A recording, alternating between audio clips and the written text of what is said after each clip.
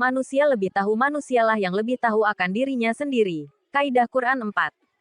Kaidah Quran kali ini membahas manusia lebih tahu akan dirinya sendiri. Allah berfirman. Garis bawah. Bahkan manusia itu menjadi saksi atas dirinya sendiri. Meskipun dia mengemukakan alasan-alasannya. Garis bawah. Quran Surat Al-Qiyamah 14-15. Kaidah ini merupakan salah satu kaidah penting terkait interaksi kita dengan diri dan jiwa. Sekaligus ia merupakan salah satu wasilah untuk mengobati hati dari berbagai penyakitnya. Yang mengetahui hati dan keadaan diri seorang yang sebenarnya setelah Allah adalah orang itu sendiri. Baik dan buruknya batinnya. Dialah yang mengetahuinya dengan pasti. Bukan orang lain. Orang lain hanya bisa melihat secara lahiriah saja. Karena itulah perbaikan diri mesti dilakukan oleh diri sendiri karena dialah yang lebih tahu keadaan dirinya. Kaidah ini berlaku untuk banyak keadaan. Di antaranya, untuk mengetahui kadar kapasitas diri seringkali. Yang membuat runyam hubungan muamalah kita dalam kehidupan bersosial adalah karena kita tidak tahu kadar diri kita sendiri. Sehingga, apa yang seharusnya kita lakukan, tidak kita lakukan. Sebaliknya, sesuatu yang di luar kapasitas diri kita, justru itu yang kita lakukan. Seorang imam dari generasi tabi'in yaitu Fudail bin Iyad rahimahullah pernah mengatakan. Garis bawah, inti dari adab menurut kami adalah seorang tahu akan kadar dirinya sendiri. Garis bawah. Hidayat Al-Aulia, 10/168. Umar bin Abdul Aziz rahimahullah juga pernah mengatakan. Garis bawah, Allah merahmati seorang yang tahu akan kadar dirinya. Garis bawah. Hiyah Aulia. 5/306. Tafsir Al-Qurtubi. 12/302. Quran Surat An-Nahl. 14. Oleh sebab itu, milikilah sifat ini yaitu tahu kapasitas diri sendiri dan kitalah yang lebih tahu akan hal itu. Karena Allah berfirman. Garis bawah. Bahkan manusia itu menjadi saksi atas dirinya sendiri. Garis bawah. QS. Al-Qiyamah. 14-15. Tengok pada diri kita lalu pahami kita ini ada di mana. Ibarat sebatang pohon. Jika kita adalah dahan maka janganlah menjadi batang atau akar. Jika kita adalah daun maka janganlah menjadi bunga atau buah. Dengan begitu kehidupan kita akan menjadi baik dan damai.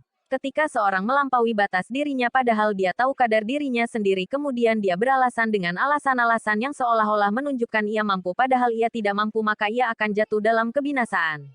Imran bin Hittan dahulunya adalah seorang ahlu sunnah. Ia merupakan salah seorang tabi'in senior. Namun pada akhirnya ia menjadi seorang Khawarij. Kisahnya ia mempunyai seorang sepupu yang berpemahaman Khawarij yang bernama Hamnah.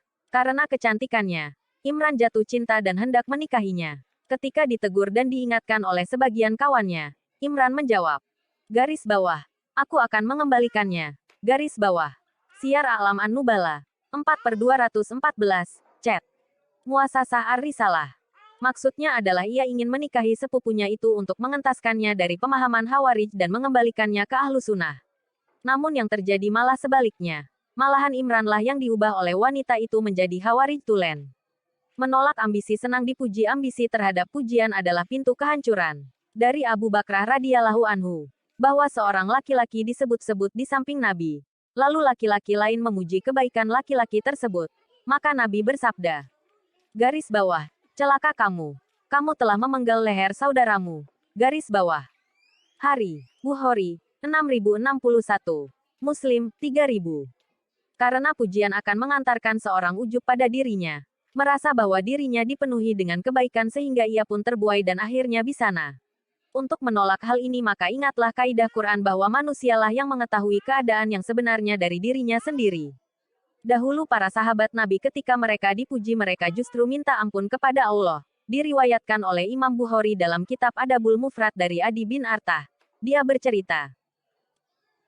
Garis bawah. Dulu ada seorang sahabat Nabi. Ketika dia dipuji, dia mengucapkan, Ya Allah, jangan engkau menghukumku disebabkan pujian yang mereka ucapkan. Ampunilah aku, atas kekurangan yang tidak mereka ketahui. Dan jadikan aku lebih baik daripada penilaian yang mereka berikan untukku. Garis bawah. Sahih Al-Adab Al-Mufrad. 585. Bahkan sebagian ulama menyebutkan sebuah atsar, meski dengan sanad yang lemah, bahwa doa ini diucapkan oleh Abu Bakar ketika ia dipuji. Dari Al-Ashma'i ia berkata. Garis bawah. Dahulu Abu Bakar ketika dipuji mengucapkan, Ya Allah, engkaulah yang lebih tahu keadaan diriku daripadaku. Dan aku lebih tahu keadaan diriku dari mereka. Ya Allah, jadikanlah aku lebih baik dari apa yang mereka kira. Ampunilah aku atas kekuranganku yang tidak mereka ketahui dan janganlah engkau menghukumku karena apa yang mereka katakan. Garis bawah. Asad Al-Gabahli Ibni Atsir. 3/221. Jika kita perhatikan, doa ini berangkat dari pemahaman mereka akan kaidah Quran ini. Asteris tidak marah ketika dihina dan dicaci maki. Asteris jangan marah. Tapi jadikanlah muhasabah. Jika ada orang yang mengata-ngatai, bilang begitu dan begini, membeberkan aib dan membesar-besarkan kesalahan kita. Karena mungkin Allah ingin ingatkan kita melalui lisan mereka. Akui sajalah bahwa kita memang punya banyak salah. Tidak perlu membela diri. Kita lebih tahu diri kita sendiri daripada orang lain. Apa yang mereka katakan tidak ada apa-apanya. Itu hanya sedikit dari total aib diri kita. Bukankah Rasulullah bersabda? Garis bawah. Setiap anak Adam berdosa dan sebaik-baik mereka yang berdosa adalah mereka yang mau bertaubat. Garis bawah. Hari. Tirmidzi. 2499. Muhammad bin Wasi. Rahimahullah pernah mengatakan. Garis bawah. Kalau seandainya dosa-dosa itu memiliki aroma, niscaya tidak akan ada seorang pun yang sanggup duduk bersamaku. Garis bawah. Igot Satul Lahafan. 169. Karena banyak dosa inilah kita diperintahkan untuk banyak-banyak meminta ampun setiap hari. Rasulullah bersabda. Garis bawah. Wahai sekalian manusia, bertaubatlah kepada Allah, sesungguhnya aku bertaubat kepadanya dalam satu hari sebanyak 100 kali. Garis bawah. Hari. Muslim. 2702. Sehingga jika ada orang yang mencela dan memaki, serta mengumbar aib kita, maka tidak perlu terlalu diambil hati. Karena bisa jadi itu adalah salah satu cara Allah mengingatkan diri kita supaya kita senantiasa sadar dan kemudian bertaubat kepadanya. Ketika Ali bin Al-Husain bin Ali bin Abi Thalib atau yang lebih dikenal dengan Zainal Abidin rahimahullah dicela dan dicaci maki oleh seseorang, ia sama sekali tidak marah.